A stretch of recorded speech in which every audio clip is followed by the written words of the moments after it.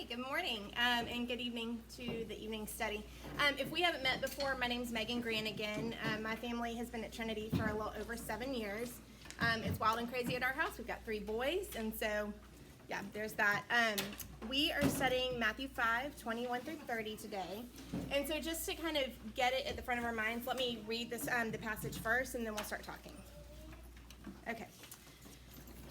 Said, "You have heard that it was said to those of old, 'You shall not murder, and whoever murders will be liable to judgment.' But I say to you that everyone who is angry with his brother will be liable to judgment. Whoever insults his brother will be liable to the council, and whoever says, 'You fool,' will be liable to the hell of fire. So if you are offering your gift at the altar, and there remember that your brother has something against you, leave your gift there before the altar and go. First, be reconciled to your brother, and then come and offer your gift. Come to terms quickly with your accuser while you are going with him to court, lest your accuser hand you over to the judge, and the judge to the guard, and you be put in prison. Truly, I say to you, you will never get out until you have paid the last penny. You have heard that it was said, 'You shall not commit adultery.' But I say to you, that everyone who looks at a woman with lustful intent has already committed adultery with her in his heart. If your right eye causes you to sin, tear it out and throw it away. For it is better that you lose one of your members than that your whole body be thrown into hell. And if your right hand causes you to sin, cut it off and throw it away. For it is better that you lose one of your members than your whole body go into hell." Okay, so we're talking about anger and lust, and if you were hoping to duck out, you missed your chance during prayer, so join me in this.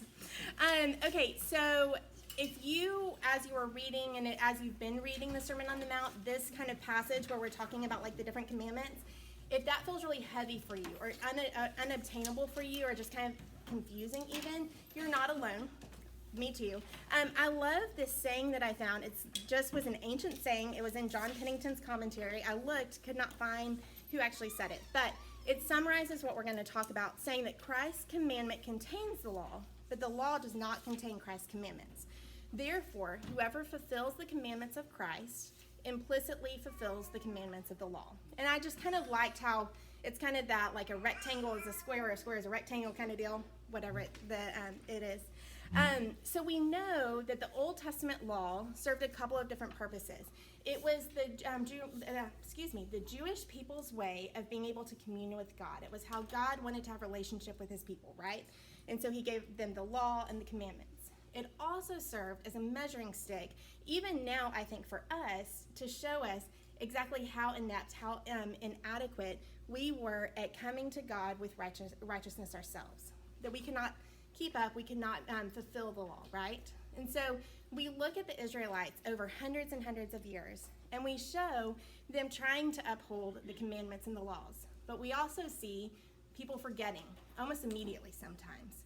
We see people just directly disobeying. And then we see people that are skewing and perverting the God-given commandment or law. We see this in the New Testament and in this passage specifically with the Pharisees, where they would take God's commandment and their law, and then they would build out kind of like fences, if you will, laws upon laws, so that we wouldn't get to the commandment itself. One modern day example even to look at is on the Sabbath. Like an Orthodox Jew is commanded not to even turn on a light switch or operate their oven, because the Sabbath is for you to rest and to keep it holy, and so we don't want to do the work of turning on the light switch. But nowhere in scriptures does it say, don't turn on a light switch, don't use electricity. And so it's kind of like an example of like what was happening back then. So then Jesus comes in and says, here are the commandments. And then kind of like expounds, it seems like, right? It's often treated like he's somehow deepening or expanding the commandment here. And that would kind of show some discontinuity, right? Like, well, okay, we had the law, now we're needing more laws. But that's not what he's doing. He's not upping the ante of God's righteous standards. He's not saying, you think murder's bad. Just wait. God is going to get even more hardcore. Brace yourselves. God never ignored or disregarded the ethical state and the inner disposition of a person, their heart, right? Pennington says it best, and so I'm just going to borrow from him. Any repentance that happens must be more than merely external behavior. So more just than the actions, more than don't murder or don't commit adultery. Or else it's not true repentance. And many times the prophets do not reprove the people for external acts, but for going through the motions with a heart that is not aligned with God. The prophets aren't, condemning the people because they aren't doing the acts, right? It's because they're doing it with an empty heart. Jesus is pulling back the veil on outward ethics that the Pharisees have been teaching. And reminding God's people, especially the extra super duper holy ones, the Pharisees, that true righteousness cannot be construed as mere outward obedience. That's what we're seeing in these passages. Jesus takes up a command from the Jewish tradition, and without overturning it, he shows the true intent and the practical reality of the commandment. All the while, and I love this part, driving home his point with the urgency and light of his own coming. So he's taking the commandment and he is pressing onwards because he knows what lies ahead. He knows that soon there will be the cross and the kingdom is coming, and he wants these people to, follow after Christ and to have real heart change. So, as he expands and kind of deepens our understanding, in contrast to the Pharisees. So the Pharisees are building out the fences. He is deepening our understanding of the actual truth and law. He's aimed at the root of all things, our hearts. He doesn't give us frivolous rules, but in taking good God-given commandments shows us what they look like at the deepest level in our hearts and in view of the kingdom that's coming. John R. Stott put it well. He is deepening, and I add our view of, not destroying the commandments. So he's deepening our view of the commandments. He's not destroying them. So if the next few passages feel like a moral rule book or anything, they're actually an example and a playbook of what life is truly like in the kingdom as sons and daughters of God. And so we should be encouraged by that. We see each exegesis, which is basically just like an example, kind of a teaching tool. It has three parts. It has the Torah statement, it has Jesus's explanation of the true intent, and then it has practical application. So, why anger and lust? What do these two groupings of sin have in common? Why would God put them together? Because it does kind of feel like a little, for me, discombobulated a bit. At the root of both of these problems, we're stripping away the identity and the value of a person. If you get to the root of anger, if you get to the root of lust, you're going to see that it is basically stripping out, the soul of a person from the body. So we'll start with murder. We know in Exodus 20:13 says, "Thou shalt not murder, or you'll be liable to judgment." Anger, and then Christ expounds on it and kind of deepens it with anger. Some texts and manuscripts add the words "without cause" to verse 22. So it would read, "But I say to you that everyone who is angry with his brother without cause will be liable to judgment." Now, it's probably not the best translation, but it does kind of open us up for a discussion for righteous anger versus sinful anger. We know that not all anger is wrong, right? The Old Testament especially, we see the wrath of God, like the anger of God, coming down on the enemies of his people. We can see that in the very beginning in Genesis 3, where God's wrath comes down on the serpent in the garden, and he puts forth curses on the serpent for what's been done. Then we fast forward a little bit, we see God's wrath and God's anger, his righteous anger, coming down on Egypt and on Pharaoh for how he's been treating his people, and then on Jericho. And then if you fast forward to the Gospels, we see Christ exhibiting righteous anger. We see him overturning tables in the temple when they had forgotten that the temple was to worship God. We see him having righteous anger on sin's effect on the world, like when he loses his friend Lazarus and the death of sin in the world. And then finally, we see Christ absorbing the wrath of God on the cross on our behalf. And so I love what Martin Luther says about righteous anger. He says, "Anger of love is one that wishes no one evil, one that is friendly to the person, but hostile to the sin." So as we're thinking through what righteous anger looks like for us, we need to look back at the characteristics of Jesus and his anger. We see that Jesus is slow to anger. God is described as slow to anger. We know that about his character. A lot of times with Jesus, we see anger mingled with grief, like the sadness of the brokenness in our world, sin's effect on our world, and how that affects Christ. We even see, we do see with Christ not having anger over personal mistreatment. And I think that should have a qualifier, because you can be angry, righteously angry at the treatment of yourself or someone else in sin, but Christ was led to the cross and, like a lamb to the slaughter. So we know that part. Unrighteous anger. What does that look like? Have y'all ever heard anger is a secondary emotion? Yes. That used to bother me a lot, because I was like, no, I'm just angry. Well, why am I just angry? It often takes the look of pride, of vanity, of hatred, or malice, or even revenge, right? Like when we're angry about something, maybe we're angry about something was done to one of our kids or to a family member, and then it turns into revenge. We can often see it as like quick and reactionary, like it is out. I know I've done this a bunch. It's out before you even know that it's in your mouth, like woo, kind of deal. But I think especially for women, or at least for me, it can fester.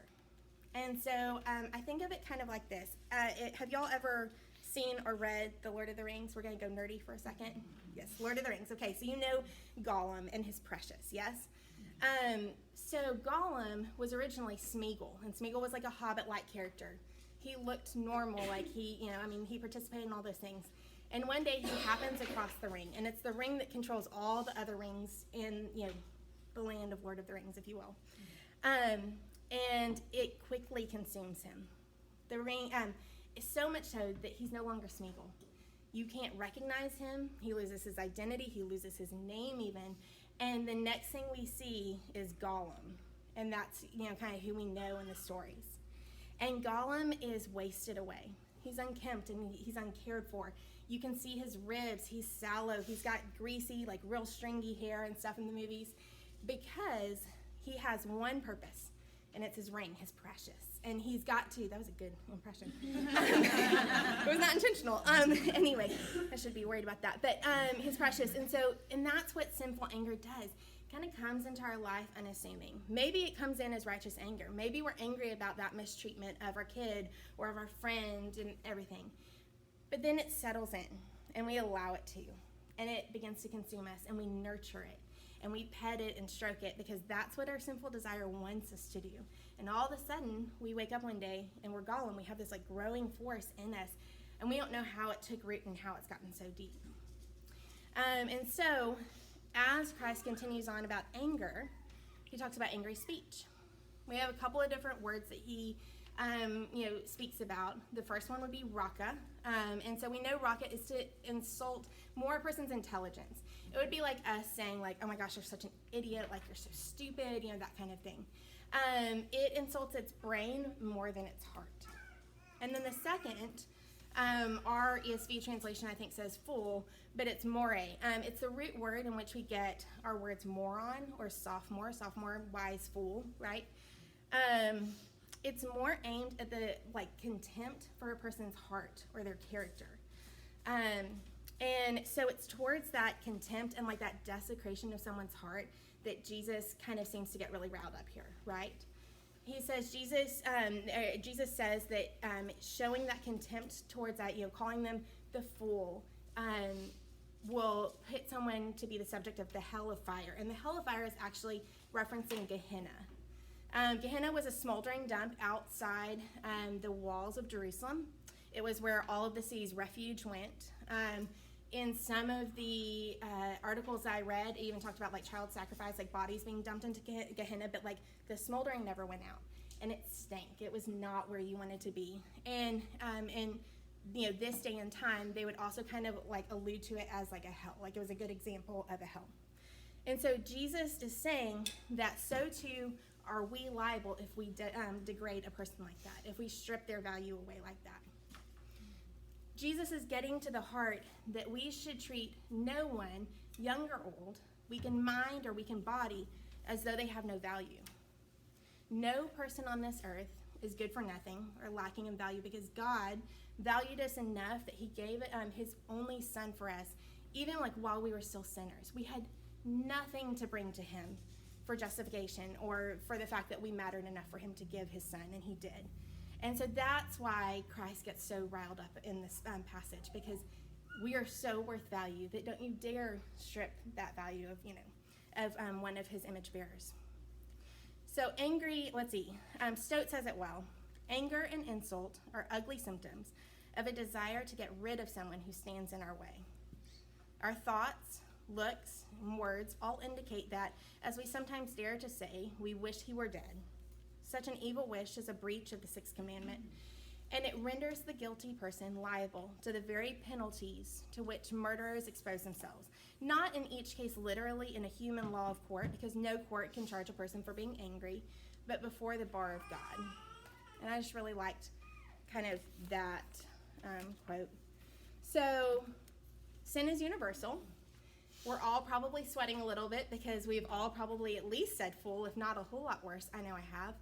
Probably this week. Probably not today, but probably this week. And so how do we proceed? What should we do in following Christ? And Christ outlines two examples, for us. And I love that it's two examples. One is your brother and sister, and then one is your enemy. And in both cases, the situation's the same. Someone has a grievance with us, and the solution is the same in both instances. That we are to stop and go immediately and urgently to ask for forgiveness and to rectify the wrong. Now take note on this. Jesus does not say that go if the brother or sister has a right to be offended, or if their anger is reasonable. That's not what he's saying. It's not when you think it's justified you should go. It's if they have a grievance, you should go. So it's important so important is it for reconciliation for believers that Jesus urges a person to stop what he's doing, even in the sacred act of worship. Stop where you are, go take care of it. As you think about this, though, here's my caveat. Not all reconciliations are real neat and clean, are they? I know when I was doing the Bible study, I'm sure y'all thought the same thing. What if I go and I try and make the reconciliation and the person wants none of it, right? That's kind of a fear that we have. We are still supposed to be at peace with people to the best of our ability. It does not mean that you need to continuously beat the door down for reconciliation. Go and make true reconciliation, make amends, and then trust that God will take care of the other side. They may not reconcile. They may not forgive in this lifetime, but you have obeyed and you have been faithful to God's call. Remember from last week's lesson, we were talking about salt and light. So one of the big purposes in the passage and also just in that time period was for preservation. So when they would cut the meat, they would immediately apply salt to it, because salt basically stopped any encroachment of bacteria or of mold into the cut of meat, right? It would protect it and it would preserve it. And I kind of think of that like those difficult reconciliations, any reconciliation, but the ones where you just aren't sure if it's going to be one-sided. Because at the very most, if we apply our salt, if you will, if we apply our reconciliation and go and make amends, the hope is that it dampens their fire, the other party's fire, a little bit. Because it's kind of hard to be angry when someone says, truly, I'm really sorry. I've wronged you and I'm sorry. It's also hard to help for those to want to slander you or to talk about you or to call you names and everything. And so in doing so, you're putting out peace around you, but you're also kind of working backwards on the angry speech part. Does that make sense at all? Using that salt and light, using that reconciliation, it kind of takes the fire out of both parties, yours and theirs. So next, we're going to move into adultery. We got through anger. Let's do adultery. So we see Christ moving into adultery. Jesus deepens our understanding that unfaithfulness will include lust. I want to stop for a minute and talk about what he is calling, that he's not calling out sex as it was designed between a husband and a wife to be sordid or dirty. That is not where Christ is going with this. In these commands, he's seeking to actually protect and to honor sexual love as its beauty and incredible power and mystery that is God-given, right? So we're going to talk a little bit about what lust is and what it's not. I want to give credit, though. A lot of kind of what we're going to talk about came from Tim Frickenschmidt down in Austin at All Saints. He preached on it about a year ago, and it was just so good that I was like, okay, that makes more sense and everything. Because I think that we can get it wrong a lot. I think specifically the church can get it wrong a lot of like we throw the baby out with the bathwater. Okay, so he is not saying that sexual love is lust. And in sexual love, we see like a few different kind of viewpoints in our world. We see what we would call the pagan view, that sexual love is just like an appetite, right? It's like eating or drinking. It's just a biological need or a drive. You don't need to personalize it. It doesn't affect your soul. And your soul is really important. It matters, but your body's temporary. So just go ahead and take care of it. It's just, satiate your appetite. That's kind of what the pagans say. And honestly, it's kind of what our world says right now. It's not connected to your soul. You just need to do it. It's primal. Then we see another view. Tim Keller calls it the prudish view. It's what we see in the church a lot. I know I saw it growing up a little bit, and y'all may have seen it and been affected by it, but it's that sex is generally like sex in general was dirty and was allowable only for the higher good of having children and building up the family name. But you should repress your desires because they're not good. But then the true and right view of Christianity shows that couldn't be more the opposite of what God intended. Because we see that when God creates Adam and Eve, Adam like breaks out in song. He breaks out in poetry. Bone of my bone, flesh of my flesh. Like, it's good. It's powerful.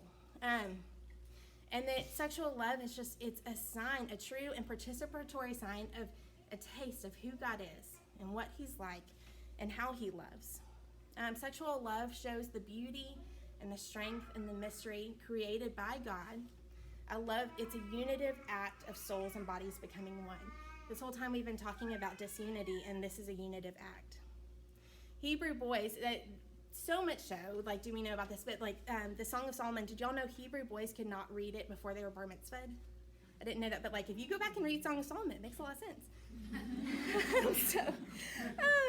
Lust, however, is different. It's adultery of the heart. It underestimates sexual desire and its power and its goodness and its mystery. I love that. It underestimates it. And I think we do that in our world a lot. Like, we think it's just sex. We think it's just the body. It's, we're not doing anything. We're not actually doing the adultery. But we're underestimating its power. It's not acknowledging the God-given beauty of a person. Jesus isn't talking about like just like looking at someone and going like, gosh, they're beautiful. That's not what we're talking about. It's a look, and it's like a verb that's like the looking and looking and looking, like the desire. It's a look full of desire. When I was in college, I went with a group of girls.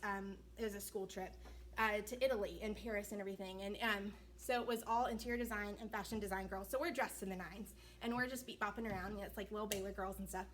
And we would get on the subway, and then the Italian like young guys would look. That was like a look of lust. I mean, you just felt like you were practically naked right there. And I couldn't wait to get off the subway because it just felt so awkward. And that's what Jesus is talking about, not, looking at anyone. And so lust aims to possess and use to satisfy our own desires. It's dehumanizing, like tearing apart body and soul to treat them only as a body. And lust, we don't want a person and all that it brings. We don't want their story, their family, their souls. We want the experience. We want the commodity of the body to like do our own experience, right? Here's the funny. The views of the pagan and prudish views of sexual love we just talked about, it's the same as lust. It's tearing apart what God has joined together, tearing apart the body and the soul. When God, in his goodness and in his wisdom, put a body and a soul together for this like mysterious act. And so you really can see pulling it apart. Okay, so what are we supposed to do when we face that temptation, when we face the temptation of being angry? We're created with this good and wonderful desire, sexual desire that's in us and that's good. How do we honor it to use it in a way that God intended us to? Christ calls out to cut off the offending member of your body and throw it away. Do we actually have to do that? No. In fact, in my research, y'all get kind of a kick out of this. Anyway, there were a few Christians over the years who have taken it very literally including a 3rd century scholar. His name was Origen of Alexandria, who after amongst other things, sleep deprivation and food deprivation, actually castrated himself. This is a really PG-13 lecture, guys. Castrated himself. And you'll be glad to know that the Council of Nicaea actually forbid the practice in 325 after that happened. So we're good. Jesus isn't saying cut things off. He is saying avoid the temptation at all costs. Because by falling into the sin of lust, we subject our souls to become like the aforementioned Gehenna, this stinking, smoldering trash heap. It takes one step towards that, and how quickly we go into Gehenna. And Jesus sees our souls and our salvation as so important that he would rather us do away with anything that perverts what was intended as a gracious and beautiful gift to us to protect our souls. So what does it look like for us? We're going to fall short, right? Like daily. On the anger, on the lust, all of it. You don't be surprised when you do. How are we supposed to keep going on it? The answer is, as it always is Christ's grace. We're going to rely on Christ. Rely on Christ. We're going to lean in on his grace, both to repent of our sins as they come across, but also to walk with him daily and become more in his likeness. The only way we're able to stand before God is through Christ's own righteousness. It's not the law. We already saw that didn't work. It is purely through Christ's righteousness that we're able to stand. And he knew that his work on the cross would right every wrong and cover every sin. So as we lean on him, know that we now live as heirs of the kingdom and his image bearers as always for the one and true King. And in our actions, we can strive to walk step by step with him. And when we do fall, because we're going to, that he will pick us back up and that the forgiveness is always there.